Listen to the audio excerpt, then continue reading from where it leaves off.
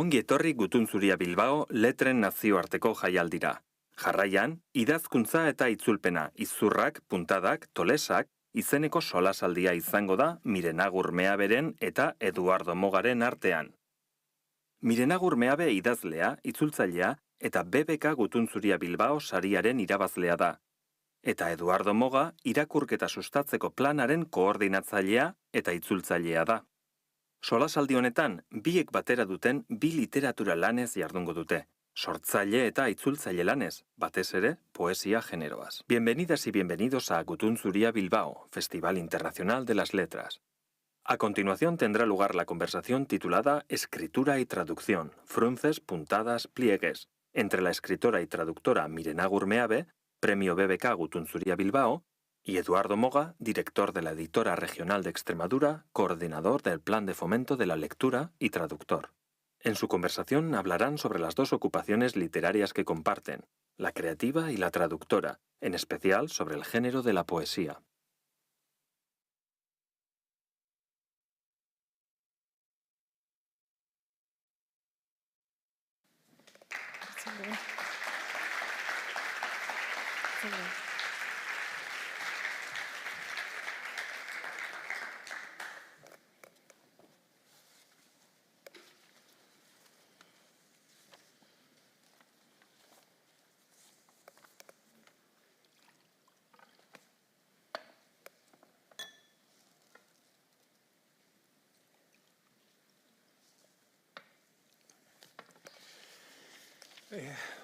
Hola, buenas tardes.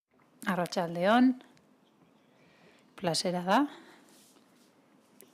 hemen egotea. Gutun Zuria zuekin, guztiokin, eta noski Miren Agur Meaberekin laguna dut. Eta Ukrainian ezagutu genuen elkar, eta norbait ezagutzea orain dela 5 urte Ukrainian, eta gainera ikusita egungo egoera zein den, horrek zantzu bat uzten du, ezta? Orain dela 5 urte ezagutu ginenan bertan, eta plazera izan da ikustea momentu hartako kontaktu edo harreman hori, exotikoa, nola hasi den, eta nola eraman gaituen lagun harreman batera, eta baita miresmen literario batera, eta baita hor, partean, komunean badauzkagu hainbat gauza, ez da, gustuak eta bar, eta besteak beste baita itzulpena ere, konpartitzen dugun zerbait da, ez? Eta horrek ekarri gaitu gaur hona Gutun Zuriara. Gure saioaren izenburua bion artean mamitu genuen idazkuntza eta itzulpena, izurrak, puntadak eta tolesak. 3 termino jostungintzaren mundutik eratorriak, eta ideia Miren Agurrena izan zen, eta niri asko gustatu zitzaidan, eta zergaitik, eta gu bion arteko konexioarekin bat datorra hau, ez da, jardunen eta interesen artean, nire ama jostuna zen, eta bere ama ere jostuna zen, edo behintzat oialen mundu horretatik dator, ez da, nire ama jostuna zen, hainbat zeuden Espainian, ez? Eta 40garren, 50garren, 60garren hamarkaden asko zeuden Espainian eta Bartzelonan ere, eta modu paregabea iruditu zitzaidan gure bizitza eta gure jarduna lotzeko gisa, ez da? Azken finean itzulpena zer da, ehunarekin lan egitea, ehungintza da, ez? Hizkuntzaren alorrean ehungintza. Hau da, guk puntadak ematen ditugu, nire amak esaten zuen bezala, tolesak egiten ditugu, izurrak, adibidez, nik soinean daukadan alkandora hau, Bartzelonan hartu nuenean ikusi nuen botoia, falta zuela, eta nik neuk josi nuen botoia, nik ere gogoan neukalako, amak erakutsi zidala, ez da, erakutsi zidan oinetakoak lotzen, eta baita botoia josten, berak egunero 40 aldiz egiten zuen zerbait. Beraz, gauza guzti horiek bat egin dute, itzulpenaren munduko izur, puntada eta tolesetan, eta gure munduan ere bat egin dute, eta oro har gure bizitzan. Itzulpenari buruz, ideia batzuk mai gaineratu nahi ditut, berak ere, berak testu bat prestatu du, eta nik abia puntutzat hartuko ditugun ideia batzuk aipatu nahi ditut hemen. Gure artean jorratuko dugu gaia eta baita zuekin ere. A mí una cosa que siempre, con respecto a la traducción... Itzulpenari buruz. Niri arreta ematen zidan zerbaitek. Eta oraindik ere adibidez iruzkin bat irakurtzerakoan edo artikulu bat irakurtzean, itzulitako artikulu bati buruz eta kritikoak edo autoreak esaten duenean, ez dakit adibidez. Bai, Walt Whitmanek esan bezala, nik itzulitako autore bat aipatzearren, eta Walt Whitmanek dioen bezala, bla, bla, bla, eta bertsoak kopiatzen ditu itzultzaileak itzulitakoak, eta autorek esaten dute Whitmanek dioen moduan, baina niri horrek inpaktua sortzen dit, zirrara egiten dit, hori ez dio Walt Whitmanek, hori nik neuk diot, ezta? Honek ez nazazue gaizki ulertu, ni ez nago autorearen gainetik, ez, ni jakin badakit, itzultzaileok, modu batean alabestean, menpeko norbait garela, ezta? Eta autorearen mesedetarako ari garela lanean, baina hitzak, guk itzulitako hitzak irakurtzen dituzten hitz horiek itzultzailearenak dira. Horiek guk aukeratu ditugu, bai Miren Agurrek, bai nik, hau da, guk gureak aukeratzen ditugu. Ez dira autorearenak, autoreak bereak aukeratzen ditu momentu batean, eta guk gure autuak egiten ditugu, eta guk gure mundu literario hori sortzen dugu, noski, menpekotasun harreman batean, ez da, bigarren mailako harreman batean, baina ez dut ulertzen nola hori ez den ulertzen, ez? Itzultzailea bada ere, eta, bueno, hemen provokatzailea izan nahi dut, itzultzailea liburuaren koautorea ere bada. Itzultzailearen presentzia liburuetan, gero eta ikusgarriagoa da, ez da? Eta, bueno, itzultzaileok behintzat jakin badakigu, aspalditik ari garenok badakigu, mendeetan zehar itzultzaileak ez zirela existitzen, lana bai egiten zuten, baina editorialki eta ez ziren ez da agertu ere egiten, ziur nago, zuek liburu asko ikusi dituzuela edo izango dituzuela, bueno, asko dauzkaten saiatu naiz, horiek etxetik ateratzen, eta bueno, bagoaz itzultzailearen bila, eta ez da agertzen, esaten dute itzulpena, ez dakiz zer argitaletxea, edo itzulpena, ez dakiz zer agentzia, eta ez dakigu nork aukeratu dituen hitz horiek, zu irakurtzen ari zaren hitz horiek, eta hitz horiek aukeratu dituena ez da autorea izan itzultzailea baizik, hori aldatu da, eta, bueno, batzuetan portadan eta guztia gertzen gara, baina beti bigarren maila batean, letra txikiagoetan, azpik aldean, bueno, ez naiz kexatuko, gauzak aldatu egin dira, baldintza materialak ere aldatu egin dira, hori posgarria da, baina ez dakit hemen provokazio txatar daitekeen esan nahi dudana, baina ez dakit, behar bada izenak elkarren ondoan ager daitezke, ez da? Autorea eta bueno, azpian edo ondoan itzultzailea, baina, bueno, berdin da. Eta beste behin, eta gai hauen inguruan bueltaka norbaitekin hitz egiten nengoen, eta Whitmanen itzulpen bati buruz norbaitek desesperazioz, zera esaten zen noski, Whitman asko itzuli den autorea da, ezta? Hainbat hizkuntzetara, hainbat bider itzulitako autorea da, suposatzen dute euskerara ere itzulita egongo dela. Bai, noski, hain zuzen ere Mirenek liburuska bat eman dit, poema batzuekin, Walt Whitmanen, obra batenak. Eta ez dakit nor zen, baina Whitmanen inguruan esaten zidan, bai, baina hainbeste itzulpen daude, baina Whitmanek zer dio benetan desesperazio puntua zeukan, ez da? Hainbat aukera zeuden, eta berak nahi zuen jakin zehatz-mehatz Whitmanek zer zioen. Eta nik esaten nion, galdera horrek ez dauka erantzunik, edo beki esan da. Ezaitu asebeteko erantzun horrek. Whitmanek dio ingeles ez diona. Whitmanek esaten duen bakarra hori da, baina ingeles ez. Beraz, zuk egindako galderaren erantzuna ezin dugu eman gazteleraz edo euskeraz. Beti eraman behar gaitu jatorrizkora. Ze itzulpen guztiak dira itzultzaileak dioena eta ez Whitmanek diona. Beraz, hor badago jauzi bat. Hau da, itzulpenak beti implikatzen du egokitzapen bat, aldaketa bat, distantzia bat, baina baita josketa bat, ez da? Baina beti distantzia bat suposatzen du itzulpenak. Edo artifizio edo impostura moduko bat, Nuria Barresek saiakera ederra argitaratu du eta horrela deitzen da, ez da?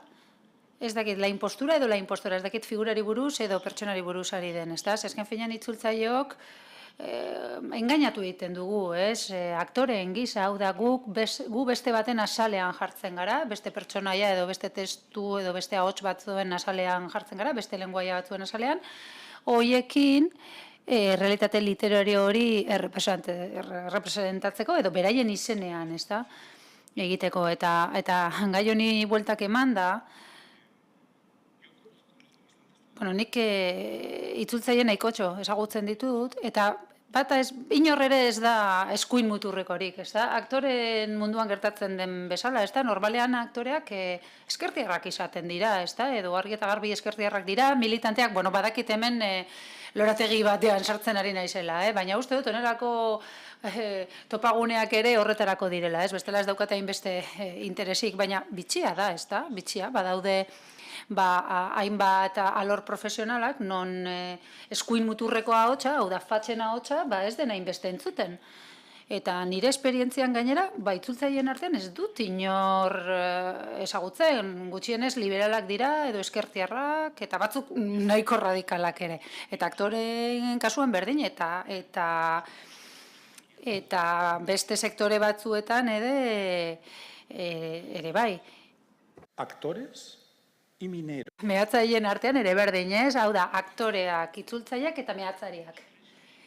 Eta zer gertatzen da, hiru alorretako guzti horiek murgildu egiten garela, ez? Aspiratu egiten garela, eta hor dagoen ikatzak zikintzen gaitu, ezta? Eta gure kasuan non murgiltzen gara, jorratzen ari garen testuan. Itzultzea da, kontzientzia hartzea, mingarria bada ere, denaren erlatibitateaz eta denaren arbitraritateaz. Hau da, norbaitek esan duena hitz batzuekin hizkuntza batean edo kode konkretu batean, guk beste kode batera ekarri behar dugu. Eta aukera hori gure esku dago da. Eta erabaki horrek begi aurrean jartzen dizu errealitate bat. Hau da, gauzak ez daudela bere horretan, gauza horiek kodetuta daude, guk manejatzen eta aldaratzen dugun leku baten, ez? Guk kode hori erabiltzen dugu, manipulatzen dugu, askotan akatsak egiten ditugu, eta baita jakin behar dugu erratu egiten garela, ez da, beraz, itzultzailea etengabe dago segurtasunetik ez da?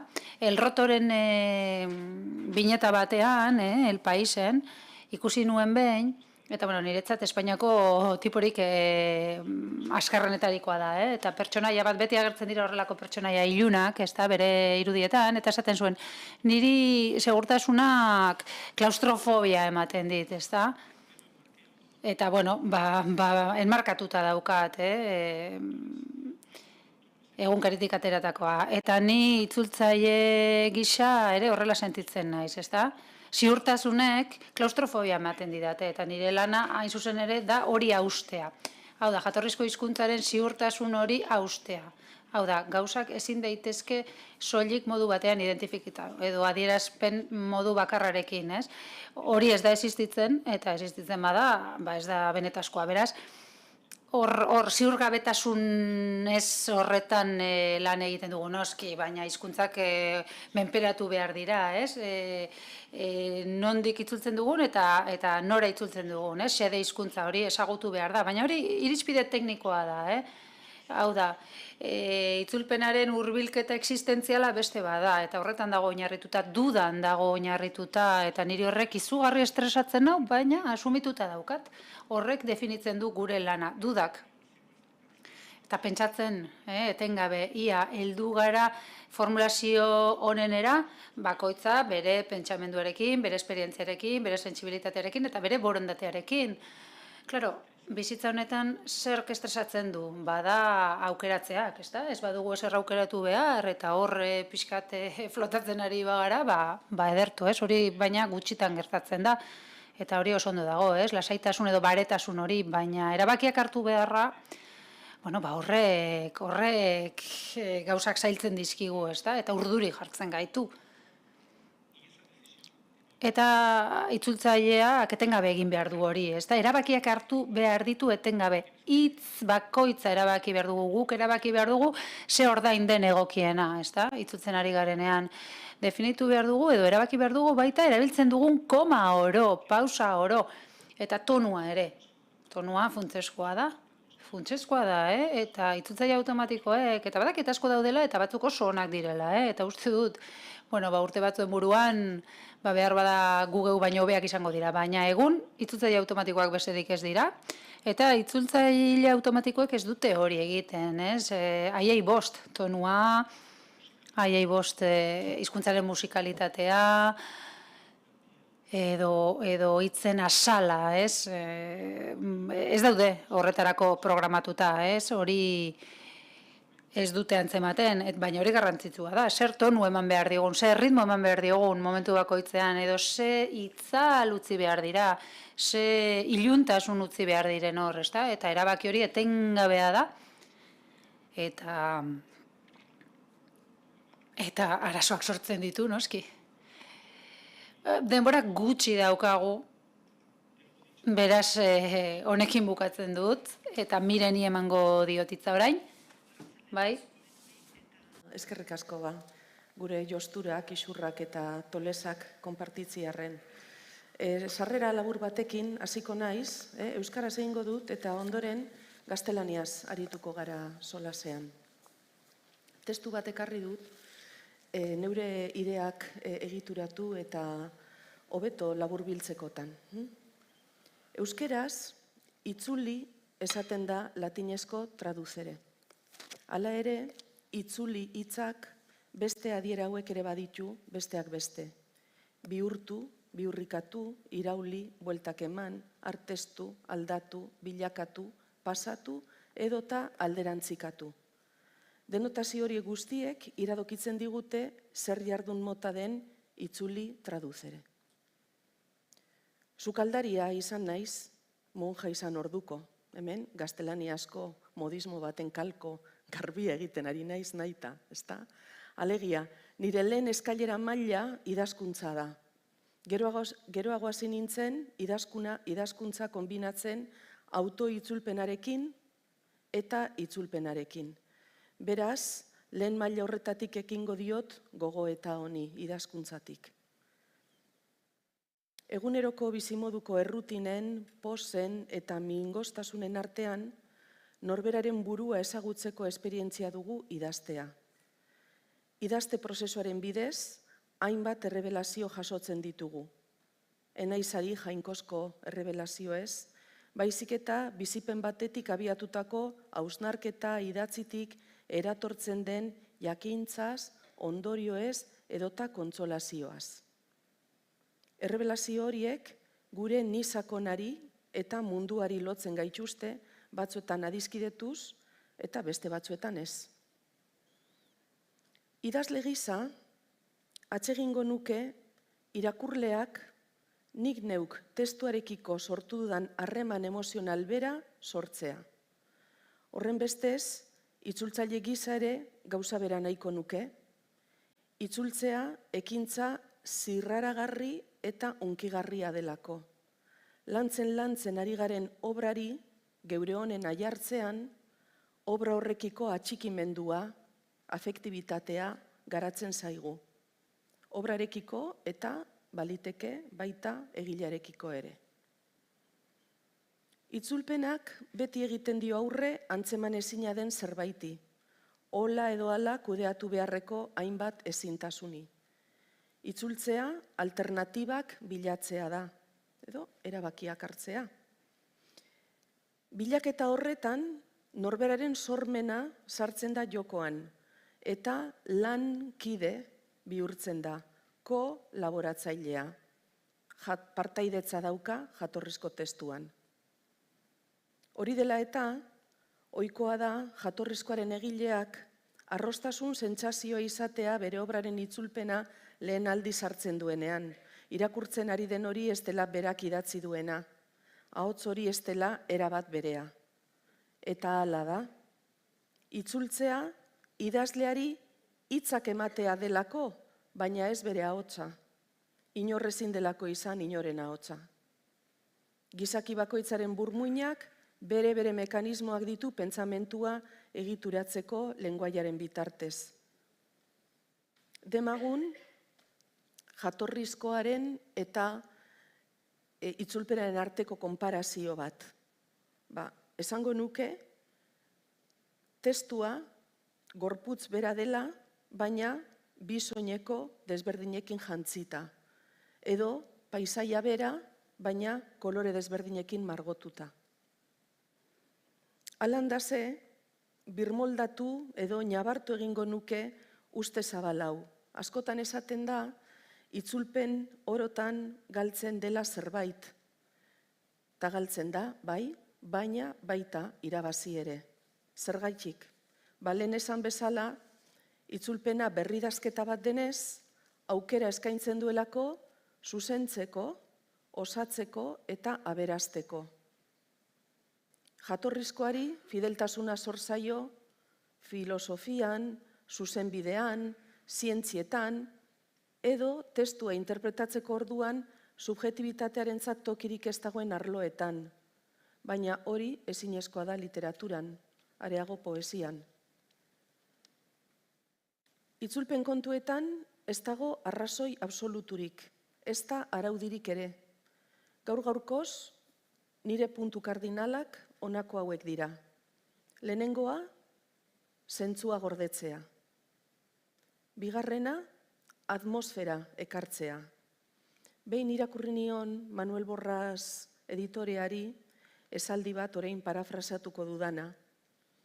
Traduktore, traditore, baina traduktore, seduktore. Hau da, seduzitu, limurtu, egin behar da, itzultzea estelako edukiak hizkuntza batetik bestera aldatzea soilik, baizik eta ingurune idatzi bat sortzea, naturaltasunez bilduko gaituena.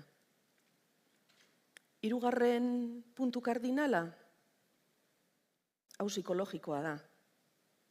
Onartzea, edozein itzulpenetan, zainduetan zainduena eta txukunetan txukunena izan da ere, akatsak eta zehaztasun faltak izaten direla. Eta laugarrena, are psikologikoago, jokatzea, egileak belarrira hauxe susurlatu izan balitz legez. Egixu zeure testua balitz bezala. Erabateko konfiantza daukat zugan eta erabateko askatasuna ematen dizut. Batez ere, hori askatzailea da, egilea hilda badago, eta galderak ezin badizkiogu egin, edo ezin badugu konponbiderik adostu, ezta? Niretzat ezinezkoa da itzulpenaz hitz egitea auto-itzulpenaz hitz egin barik. Nire lanak ni neuk itzuli izan espanitxu, uste dut idazle eskasagoa izango nintzatekeela. Eta broma bat eginez, bidaiatu ere gutxiago bidaietuko nukeen. Ze, umore pitxin bat botata, itzulpena pasaportea da nazioarteko literatur topaketetarako. Neuk egiten ditut beti nire testuen itzulpenak, berdin da, zer generotakoak, eta sarritan galdetzen didate zergatik.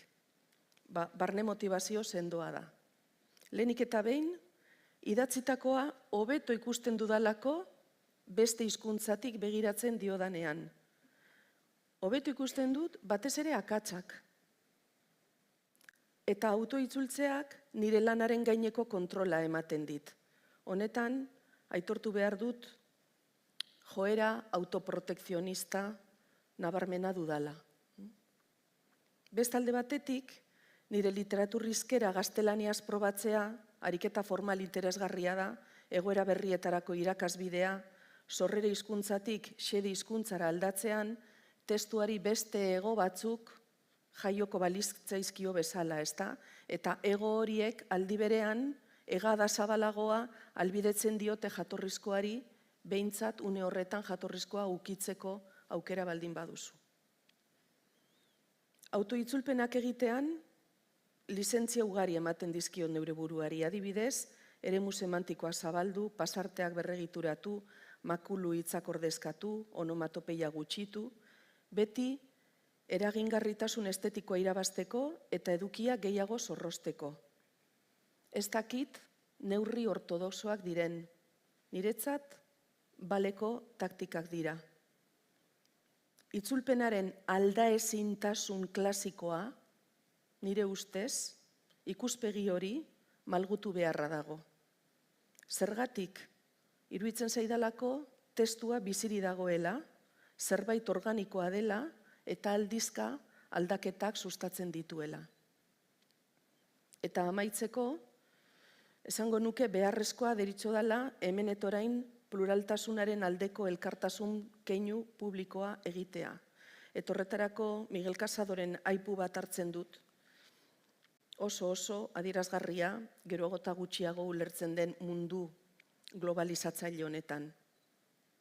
Berak dio, osagai kolektibo bat ondorioztatzen da artean. Ariketa kolektibo bat, ez zaiona singularitateen potentziari kontra jartzen. Kontrara, beharrezkoak ditu banakotasun horiek.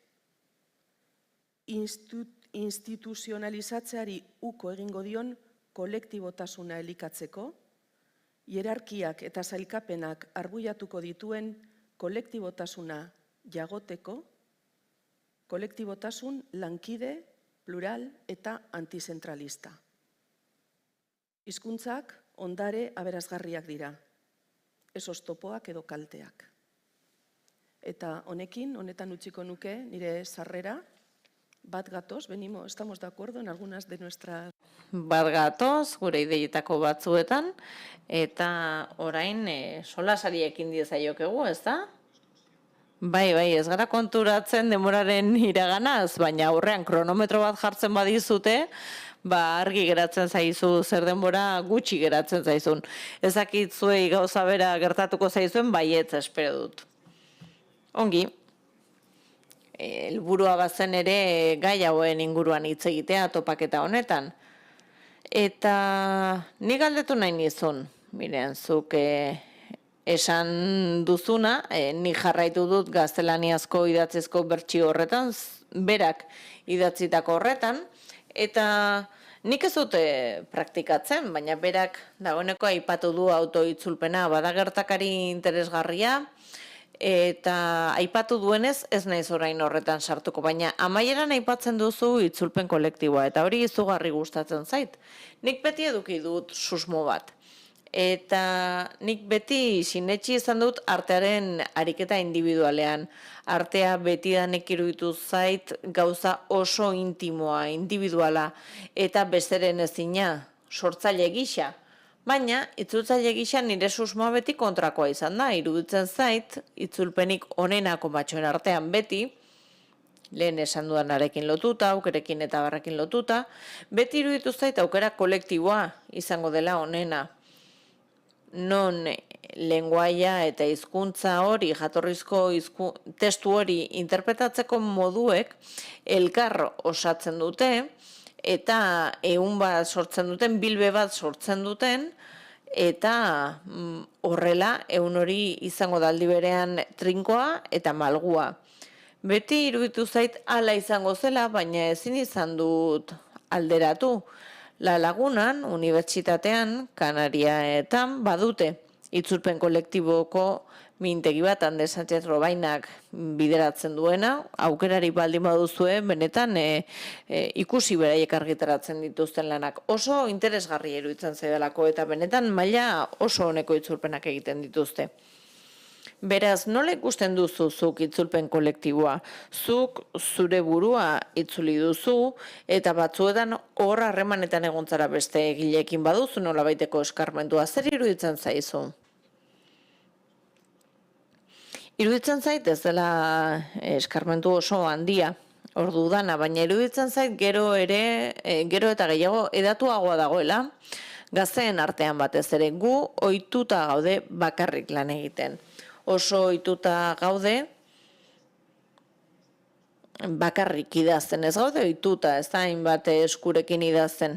Horrek ere badakartzalako desabantaila praktiko batzuk, Baina interes handiz, entzuten dugu adibidez zer nolako ohar egiten dizkiguten beste egile batzuek, beste lankide batzuek, adibidez, guztiz egokia izan ez daiteken hitz baten inguruan.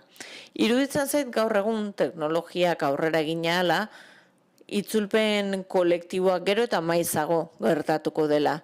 Baina baita ere, iruditzen zait badela auzi ideologiko bat, eta horregatik ekarri dut Miguel de Casadoren aipamen hori, baieztapen hori, berak esaten duenez, itzultzea bada kolektibitate horri, aniztasun horri leku ematea, bada hierarkikoa den hori arbuiatzea, erakundetua den hori arbuiatzea.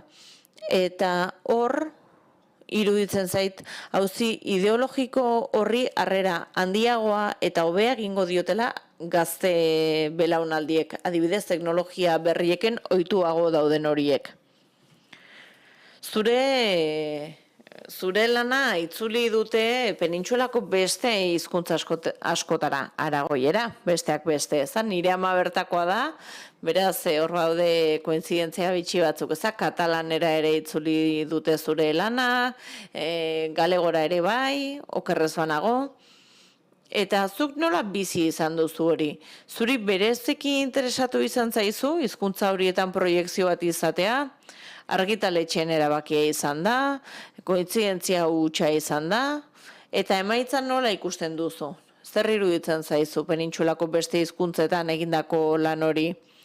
Lehenik eta behin nik ez dut beharradinako gaitasun linguistikoa berez baloratzeko beste hizkuntza horietara egindako hizkuntza itzulpenak barkatunik euskara, gaztelania eta frantsesa dakizkit.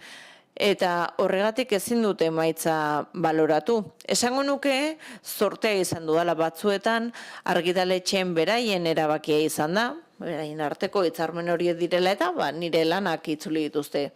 Hori asko gertatzen da haur eta gazte literaroen kasuan. Beste kasu batzuetan ere, nire barne motivazio bat izan da, eta batzuetan erabaki izan dut funts galduan lan egitea, jakin gabe ere, ea nire autoitzulpena onartuko ote zuten, eta zortea izan dut, eta onartu dizkidate, eta argitaratu dira. Beste kasu batzuetan, gertatzen dena da, badaudela argitaletxe independente txiki batzuk, hizkuntza bernakuloekin lan egiten dutenak, Katalunian, Galizian, daude horrelakoak batez ere, eta horiek gonbidapen bat egiten dute, eta bultzatu egiten dute lankidetza hori, eta horri dagokionez esango nuke zorte handia izan dudala. Eta penintxulatik kanpoko hizkuntza batzuetara itzuli izana, badakit hemen inork ez duela jakingo, barabierara ere itzuli dituzten nire lanako, eta hori esatea izugarri gustatzen zait, ezta? Eta horrekin lotuta, adibidez, badut pasadizo bat. Batzuetan pasadizo bitxia gertatzen dira itzulpenekin, ezta? Zuk esan duzunez, guk erabakiak hartu behar ditugu, itzulpenak egiten ditugunean, zailtasunak izaten ditugu, baina guri itzultzen gaituztenek ere Abuljail Sarun, bera filologia arabiarrean doktorea da, eta kristalezko begi bat itzuli zuen, gaztelania zubizkuntza gisa erabilita, eta bera, erotu egite zen, hilda bat zerrote zen ulertzeko. Hemen badakigu zer den hilda bat, denok dakigu zer den hilda bat jatea. Izugarri kostatu zitzaion hori nola eman aurkitzea, ezta? Eta niri gertatu zait, adibidez, Ruandako eleberrigile baten lana itzultzean, bera Normandian bizi da orain, genozidioa biziraun zuen, eta Normandian idazten du. Eta nik itzuli nuen La Mujer Deskalzaren bitartez, lan hori euskerara, eta nik nire ez jakintasunagatik, ez nekien makadamitza zerrote zen, nik intxaur horiek nituen buruan denbora guztian. Eta ez nekien, izango zen antzegoen landareren bat, edo aziren bat, ulertu nuen arte, makadam, bazela, makadam ingeniaria. Bera zen planeta erdi alkitran ez bete zuena, ezta? Eta Adametik zetorren Makadam, beraiek horrela esaten zioten errepideari. Beraz horrelako pasadizo bitxia gertatzen dira gure lanean, ezta? Eta beti ikasten duzu horietatik. Eta ikasten duzu gainera horietatik egoera berrietan ere aplikatu ahal izateko. Mirenek oraintxe aurkeztu digu itzultzailearen mundua, ezta? Itzultzailearen mundua da zalantzen mundua, zailtasunen mundua. Eta utziko didazue horrela esaten bada hankasartzen eremu oparoa. Akatsa beti hor dugu, ezta? Gure buruaren gainean Damoklesen ezpata balitz bezala. Eta duela gutxi, nire lagun batek, Lorraine Chapmanek, galdetzen zidan. Bera Casablancan bizi da. Casablancan bizien idazle bat. Tira, interesgarria.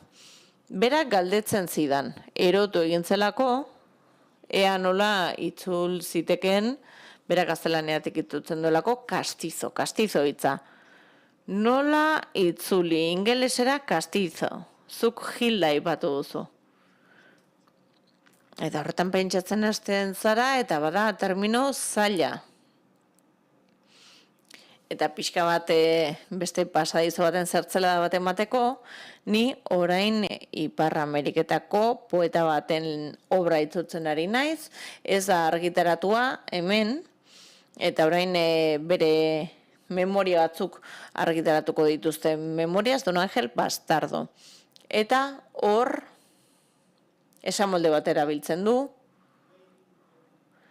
esaten du, alokatzen dutela railroad flat bat. Hau da, tren pixu bat, ez dago marginan dirik hori interpretatzeko, familia pobrati buruzkoa da, eta ni benetan erotzen ari nintzen, ea zer nolako pixua zen railroad flat hori.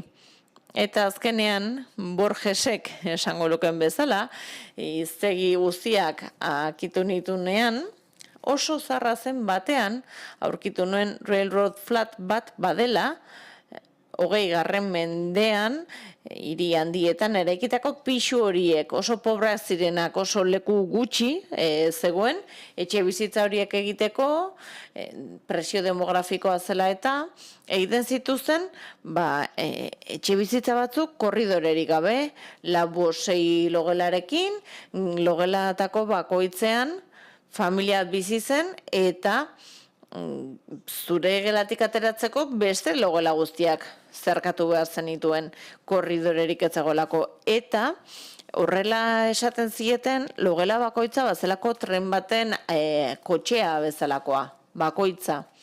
Eta askotan itzultzaileek gure mundura ekarri behar ditugu, gure munduan existitzen ez diren gauzak eta kontzeptuak. Esango nuke hori etengabe gertatzen dela gure ogibidean. Eta akatzekiko bizikidetzak ere erlatibizatu egiten du gure posizioa. Eta ikustarazten digu dena dela erlatiboa, gu geu eta itzultzen ari garena. Duela gutxi oso gauza interesgarri bat irakurri nuen, ezak zer irudituko zaizun. Akats batzuk, azkenean pasadizo bihurtzen dira, ez? Zuzendu daitezke, ez dira garrantzitsua, baina beste batzuek badute trascendentzia handia. Izan dezakete, trascendentzia handia kulturan ere, badibidez Mantxako kanala, etzela Mantxakoa, baizik eta Mangakoa, ezta? La Manche du jatorri.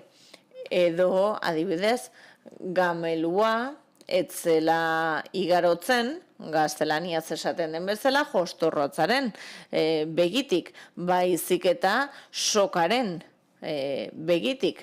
Hori bada ulergarriagoa, ez da? Deigarriagoa agian Jostorrotzarena, baina tira. Eta gero badago beste ezakitakatsa den, interpretazioa den, termino baten inguruan.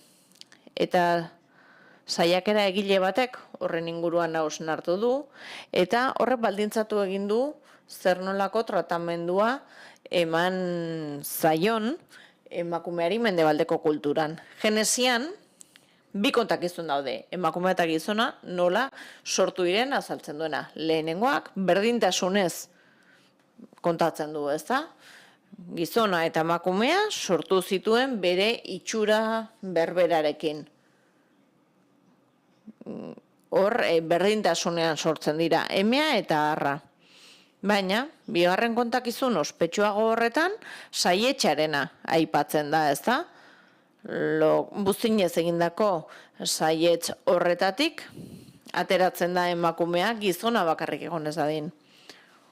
Hebraierazko hitza, saietx gisa itzuli izan dena, eta hortik dator mendekotasun egoera hori, badirudi gainerako evangelioetan, edo agertzen den ia beste guztietan, itzultzen dela alde bezala, albo bezala, ez da saietx bat, hau da, ez da gizonaren gorputzetik ateratzen den zerbait, gizonaren ondoren sortutako zerbait, eta hortaz mendekotasun egoera batean dagoena, baizik eta bere ondoan dagoena. Tabernakuluan hitz hori alde bezala itzultzen da, ez saietz bezala. Beraz dira, akatsak, interpretazioak askotarikoak izan daitezke, eta batzuetan iaia jazarri egiten gaituzte, ezta? Eta ezakite egiazkoa den, eta ezakite benetan izan duen saiakera egileark planteatzen duen inpaktu hori, ezakit benetan horri dagokion guztiz. Baina, azken batean iruditzen zait nola aukera batek edo besteak absolutu batera ala bestera eraman gaitzaken. Absolutu batera eta denbora luzez indarrean egon daiteken ulerkera batera, kultura batean edo gizarte jakin batean. Hori esaten ari zinenean burura etorri zait, beste kontu bat Biblia aipatu duzunez, badakizu zein den gure patroia itzultzailena San Jeronimo, ezta? Berak itzultzen zuen Biblia eta berak egin zuen Bulgata 3. eta 4. mendaren artean, ezta? Eta berak bai, ezta? Egin zuen sekulako itzulpen arrakastatxua, etzen gureak bezalakoa izan. Nos guarde. Y además creo que la traducción de San Jerónimo es la famosa Septuaginta. Bai, baina hor badago Septuaginta hori, famatua, bai, 70 itzultzaileek egin zuten, eta denak bat etorri ziren, uste dut, kasu bakarra dela, ez da, hainbeste itzultzaile ados, baina Biblia denez, bromarik ez hor noski, denbora agortzen ari zaigu, behintzat kronometroak horrela dio, eta ez dauka inungo... Ez du barkatzen, kronometroak. Niri gustatuko litzaidake, solasean jarraitzea eta galderak egitea zuri, baina uste dut ondo legokela orain hitza publikoari ematea, ez da? Norbaitek parte hartu nahi badu, edo iruzkinen bat egin nahi badu, daukagun denbora tartea horretarako erabili dezakegu. Mireni eta niri gustatuko litzaiguke gure poemak irakurtzen bukatzea, berak euskeraz eta nik gazteleraz, beraz? Norbaitek galderaren bat badauka, orain da momentua, eta atseginez erantzungo diogu. ¿Nada? ¿Nadie se anima? Sí, lo que pasa es que de aquí no veo... Ia, animatzen da norbait, ez dugu ikusten orain bai, ia, bai. Bai, mikroa mesedez izlariarentzat ez dugu entzuten. Mikroa behar dugu. Arratsaldeon, buenas tardes. Arratsaldeon. Miren, agur. Zuk autoitzulpena jorratu duzu, baina poesian ez, Zergaitik ez duzu itzultzen zure poesia, euskeratik gaztelerara. Eta poesiak ze arazo dauka. Nire zai gustatzen itzulitako poesia. Inoiz ez dut pentsatzen benetako autorea irakurtzen ari naizenik. Oso arraro egiten zaite, zuk hori esatea. Bai, nik autoitzultzen dut neure poesia. Bai, baina beste batzuk ez dituzu itzuli, ez da? Bai, baina poesia guztiak. Bueno, azkenengo 3 liburuak, bai. Bai, azkenengo 3. liburu horiek idazle egin nautelako, ez da? Historia aurrekoak, ba igual ez, igual horiek autoitzultzea ez du merezi, uste dut literarioki aurrera egin dudala, baina nola gorde Rautxa kolkoan, azkenengo liburua, gainera poesiako sari nazionalerako izendatu egon zen eta gainera saria eman zioten eta epaimaiak gazteleraz irakurri behar izan zuen. Epaimaian hainbat lekutako ordezkariak zeudelako behin-behineko itzulpena egin nuen lehenengo, liburua poltsan daukat eta editatu aurretik zuzenketa pasatu zuen eta gazteleraz dago. Eta espuma en las manos ere badago, bitxa eskuetan, eta asalaren kodea ere, bai, auto itzulpena egiten dut, eta bai, poesia itzuli daiteke gaztelerara. Zailtasunekin, noski, baina lehen esan dudan bezala, zure testuari aurre egiten badiozu malgutasunez, pixkat ego hoiek jaiotzen usten badiogu, xede hizkuntza testua egan egiten hasten da, eta gauzak eskatzen dizkizu, behar bada jatorrizkoan ez daude gauza horiek, eta zuk zeuk eman behar dizkizu, adibidez, eta nire esperientziatik abiatuta. Itzultzerakoan, gaztelerara, banago ja jatorrizkoa beste begi batzuekin begiratzen, hurbileko betaurrekoekin, azken finean zure jatorrizko hizkuntzan ari zarenean, hurbileko betaurrekoekin ari zara, noski, nire hizkuntzan ari naiz, nire testu inguruan eta nire komunitaterako, baina gazteleraz idazterakoan beste betaurreko batzu jartzen ditut, eta beste modu batean ikusten ditut gauzak, nire gaztelerazko irakurleek berbada Bilbon irakurtzen didate edo Mexikon, beraz beste perspektiba bat, beste ikuspuntu bat hartzen dut, eta hor hasten da sortzen egokitzapen premia bat, simboloak nola egokitu, erritmoa ere aldatu behar izaten da, paragrafo batek adibidez erritmoa edo kadentzia konkretu bat dauka poema batean, naiz eta prosan izan alden poema, baina kadentzia hori ezin diozu eman gaztelerazko paragrafoan, behar bada hurrengo paragrafoan eman behar diozu. Beraz, jolasa da, etengabe jolastu behar da, eta buelta asko eman behar zaizkio testuari, baina noski posible da poesia itzultzea, bestela,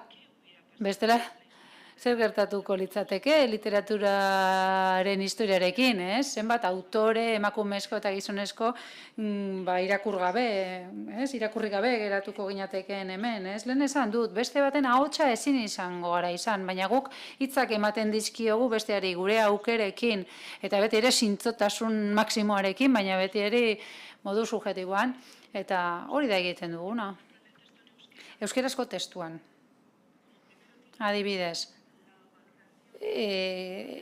argitaletxearen edo editoriaren galbaea pasatu behar du, koherentzia izan desan liburuak, hor oso momentu konkretuan zaude, eta batzuetan horrek eragozten du ikuspuntu orokorragoa edukitzea, baina itzultzen hasterakoan, orduan bai, kontzente egiten zara, zuaitza, hitza zenbat aldiz erabili duten ben, orduan gazteleraz, nik gaztelerara itzultzen dudalako, jakingo banu frantzesera edo ingelesera edo rusera itzultzea, nebre burua itzuliko nuke, baina horre ezin dut egin, baina gaztelerara egiterakoan, zergaitik ez askatasun hori edo lizentzia hori hartu, ni naiz testu honen jabea, orduan zergaitik ez dut idatziko hemen gazteleraz, ez dakit, Laranjondo, edo Aritz, edo Artea, edo noski, gauza asko edo Urkia, gauzak galtzen dira, baina gauza asko ere irabaz daitezke eta aberastu egin daiteke testua, baina jende asko ez dago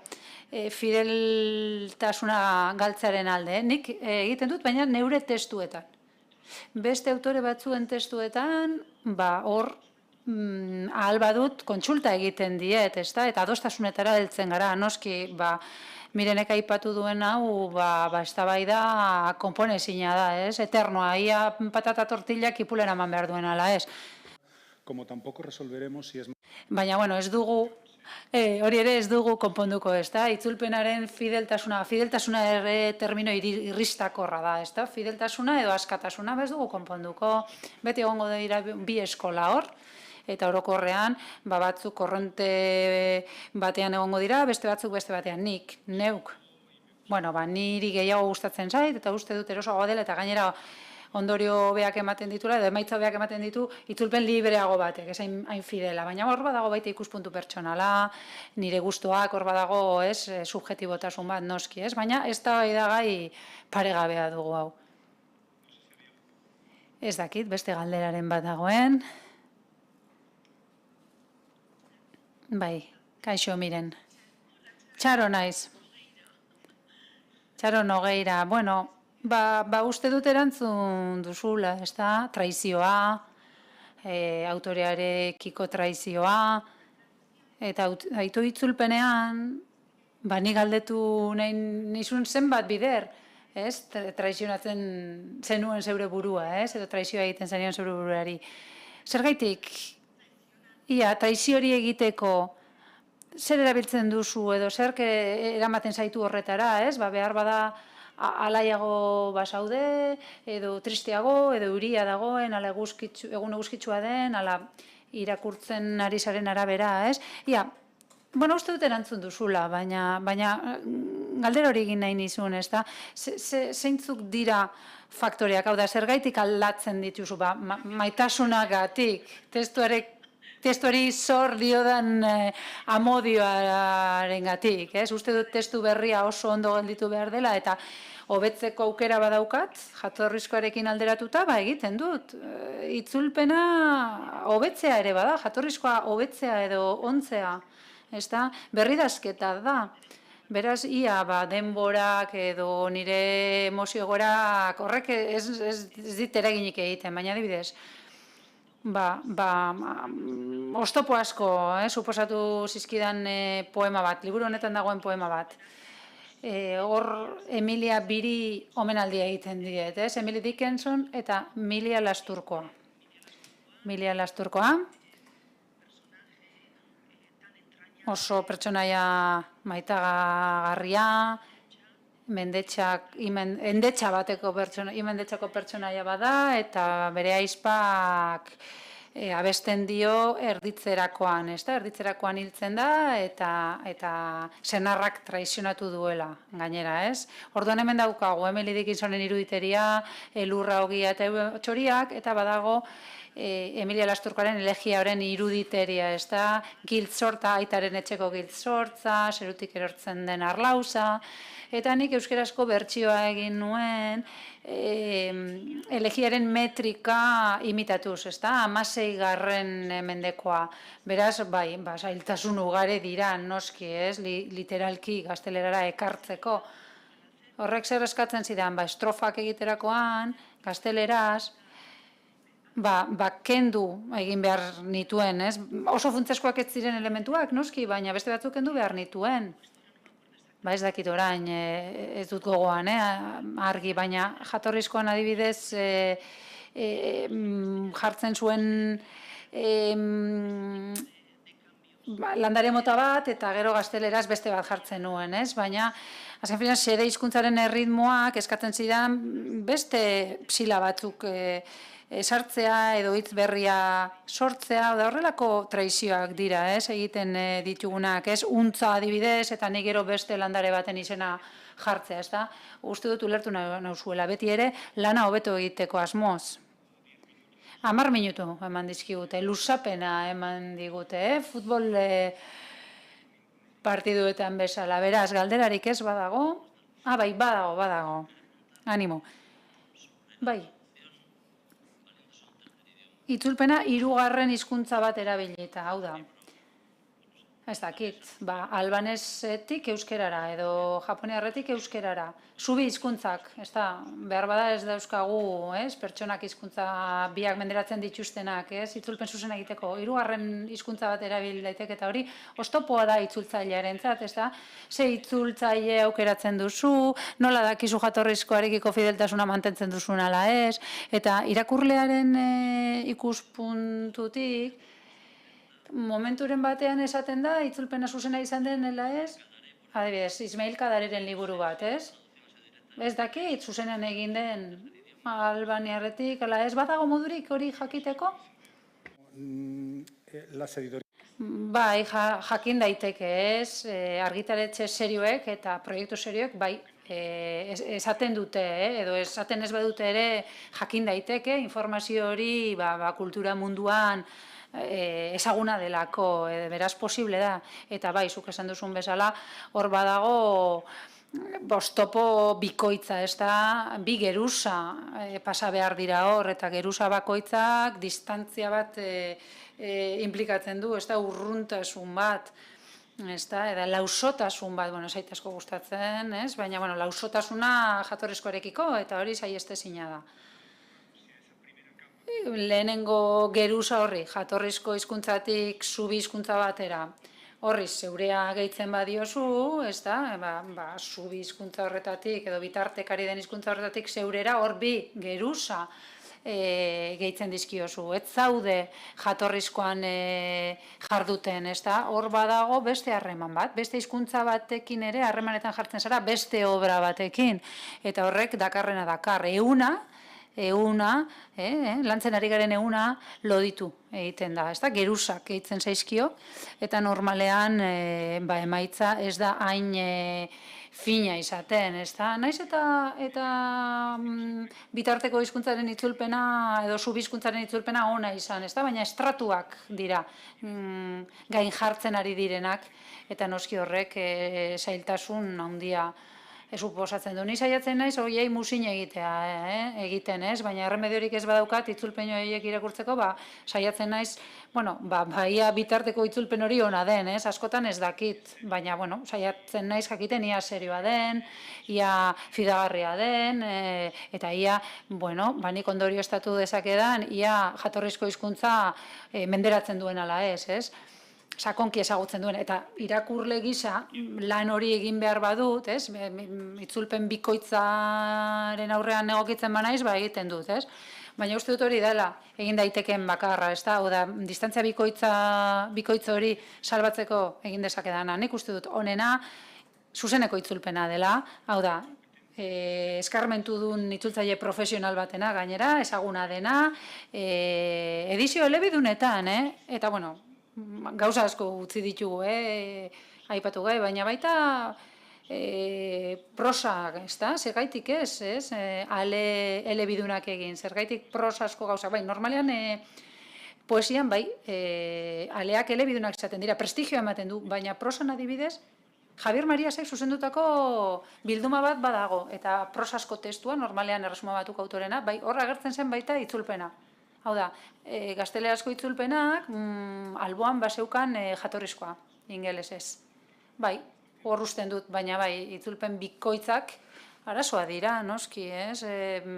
Arazo bat, irantxitako arazo bat, eta uste dut nik, hoien gandik alde egin behar dugula, eta erremediorik ez badago, behintzat bitartekari hori alik eta honena izan dadila, ez da? Batzutan ez dago erremediorik. Eta uste dut gakoa esan duzula, ez? Lausotasuna, edo zurbiltasun hori, ez? Gai hau agertzen denean, burura etortzen zait, Mariano Antolin Rat hori entzunion zerbait, ez da, bera ere eskarmentu handikoa, eta berak dio jatorrizkoa eguzkia dela. Eta itzulpena ilargia. Itzulpena satelitea da, pasiboa, eguzki argia aislatzen duena. Beraz, itzulpena ilargari gain jartzen basaio, hor badirudi ilargiak beste satelite bat duena, ez da? Gero eta modula osoagoan islatzen duena eguzkiaren dizdira, ez da? Edo erregina den obra, ez? Jatorrizkoa, baina, hori esan bezala, saiestezina da. Ez dakit, galderaren bat, oraintxe bertan etorri zait gogora, ez da? Pixkat zeharkako itzulpen hoiei buruz, eta zuen erantzunen aritik, autorea ezagutzen duzue, ez dakit, adibidez, autoren biografiak eta honek bere garrantzia du itzulpenean, nik ez daukat hain eskarmentu zabala, itzultzaile, baina gauza batek markatu nau. Eta da, euskerara egindako itzulpena, foru arrojatzen poesiarena, Beñat Sarasola hemen dago, koordinadorea gainera munduko poesia kaierak bildumaren koordinatzailea dugu, Susak argitaratua, eta emakume hau itzultzeko proposamena Josune Muñozek egin zidan, laguna dut, etzen nire ekimena izan. Josune Muñozek eskolastika sortu zuen, badakizu zer den, ez da, emakumea eta literatura uztartzen dituen zentroa da, eta nik nahi nuen zerbait itzultzea, herrialde arabiar bateko emakumeren bat itzuli nahi nuen, baina ez neukan erreferentziarik, eta Josunek esan zidan, frantzesa dakizunez, zergaitik ez forfarrujatz, eta orduan, frantziar bertsioa eta espainola erabili nituen, hainbat bertsio gazteleraz. Eta bere poemak irakurtzeaz bat, izugarrizko egarria sentitu nuen, bere bizitza ezagutzeko. Azken finean, bere bizitza ezagutzea eta bere bizitzako gakoak ezagutzea, bizitza laburra, baina sufrikarioz beteta, eta ikusita bere sormena ikusita, 50. hamarkada eta 60. Iranen, horrek gakoak eman zizkidan bere obra ulertzeko. Eta itzultzen nuen einean, lagun min bihurtzen ari zitzaidan, ez da? Hurbiltasuna sentitzen nuen. Eta gainean nire iruditeria, berarekin partekatzen nuen, edo berak nirea, berak nik neuk poesian erabiltzen ditudan simbolo bertsoak erabiltzen ditu, beraz, bere bizitzaz blai jarri nintzen, eta hobeto ezagutu nuen, ez? Beste kasu batzuetan, Usu Alberdi gaztelerara ekartzea, edo Miren Amuriza gaztelerara bihurtzea, uste dut bi ohorea gainera izan dudala, ez da? Bi autore horiek itzultzea, baina hori beste zerbait da. Erlaxatuagoa da, informalagoa, hor, azken finean, arazoak konpontzea da, autoreekin bilduta, eta ardotxo bat edo garagardoa badaude tartean, hobeto ez da, baina beste kasu honetan, Iraneko autore honekin, hor, nire poetikan ere, hor ez dakit, hipnosia bitartez edo telekinesi bitartez ez batzen, ez dakit, espiritismo gabe ezingo nuke egin, ez da, baina sentsazio hori nuen, osea, nik banekien berari buruz nahikoa ulertzeko bere obra, batzuetan zenak laguntzen gaitu, noski, dena ez da milimetrikoa, dena ez dago neurtua, dena ez da linguistikoa. Esan bezala, lehen esan dudan moduan badago atxikimendua, ez da? Hau da, sentsazio hori atxikimendu, sentsazio hori obrarekiko sortzen zaizuna, eta zeharka baita autorearekiko, atxikimendu hori. Eta atxikimendu hori afektibitatea da, eta afektibitate horrek bide ematen du, ez? Eta ahalbidetzen du erabakiak hartzea. Kronometro honek, zer digu, ingelesez Time's Up, kronometro borrero honek, agur esateko poema bana irakurriko dugu, uste dut, gozatuko duzuela.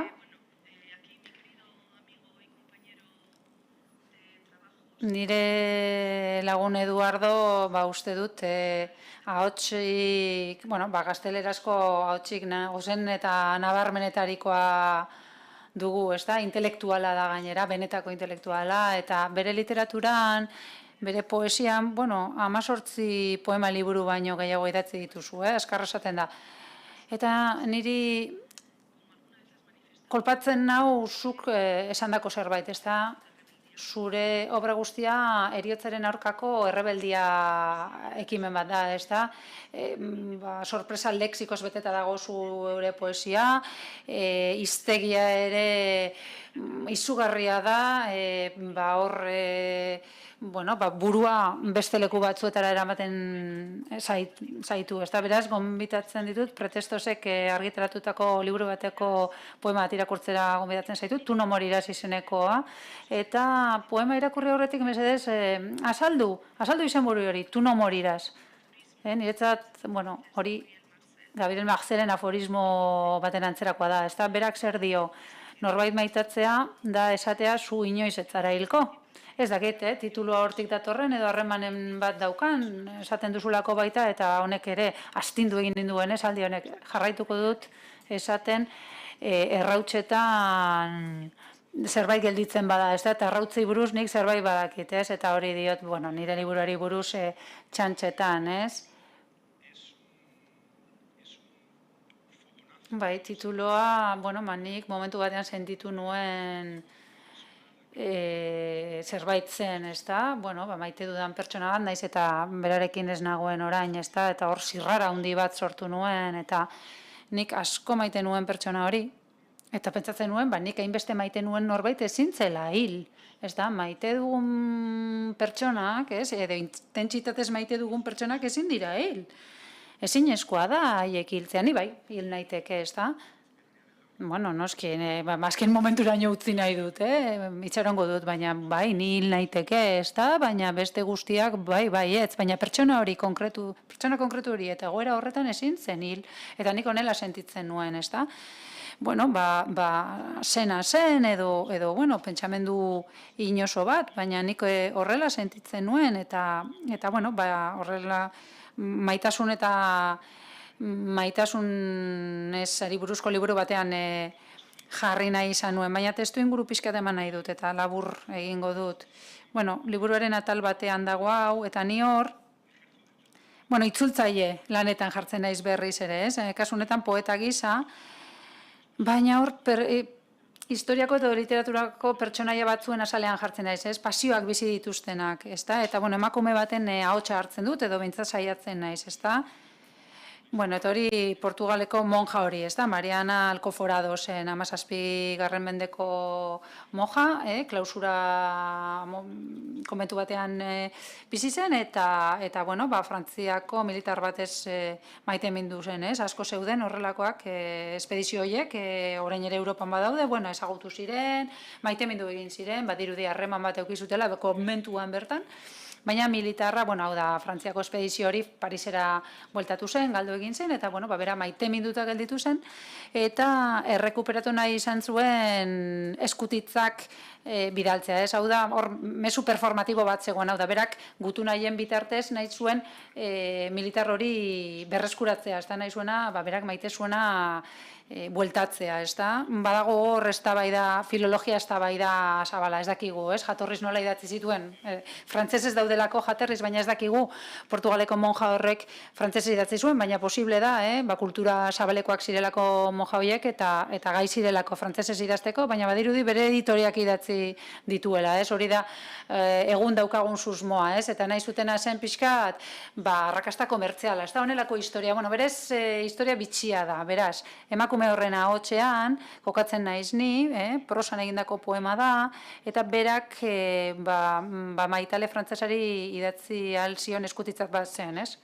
Era como se llamaba este señor, Conde de Saint-Léger, convento de Nuestra Señora de la Concepción, Beja, Portugal, 1668. Escribo para tenerte. Zu izateko idazten dizut, eta zuk utzitako zantzua ez dadila bitza izan. Eta hemen dauzkadan hitz hauek, soinan dauzkadan erropen gisa, daukaten asmo bakarra da, zu zerez horretatik ekartzea, eta zu izateko nik intuitu nuena, norbait munduan errotua dagoena. Eta idazten dut baita isiltasun horietatik ekartzeko, zure urruntasuna zaratatsua da oso, eta entzuten ditudan pausuak, komentuko korridoretan, zure pausuak dira, zure oinotzak dira, eta zure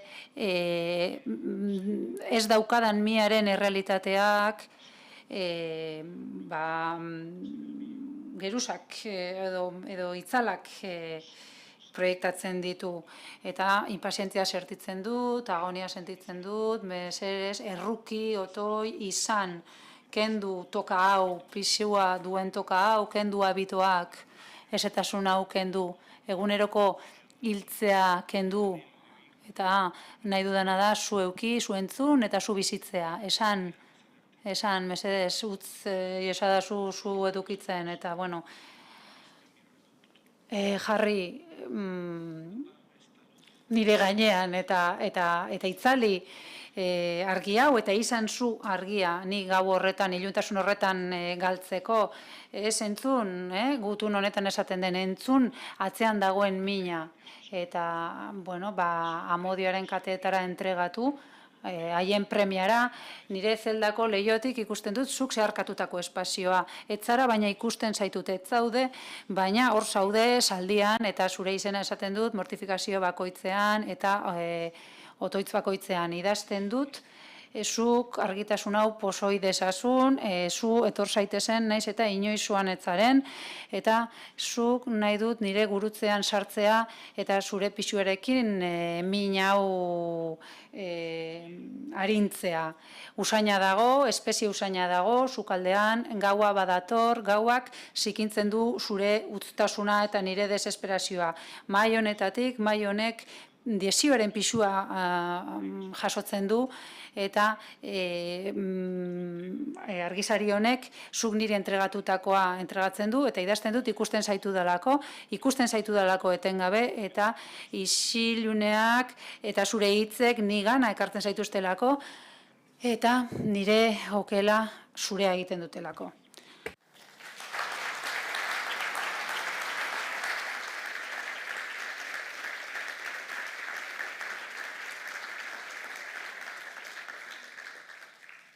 Tú no morirás, perfectamente recomendable. Bueno. Oso gomendagarria. Badago olerki bat Zivago doktoreari buruzkoa, nire irakurriko dut, eta honekin amaituko dugu.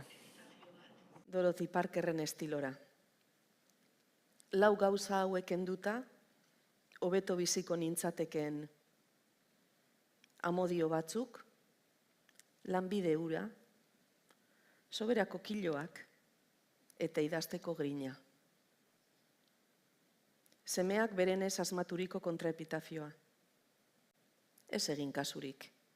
Orain ere, idazten ari da. Y si a este contraepitafio habría que inventar... Eta kontraepitafio horri beste zerbait asmatu beharko bagenio. Eskerrik asko.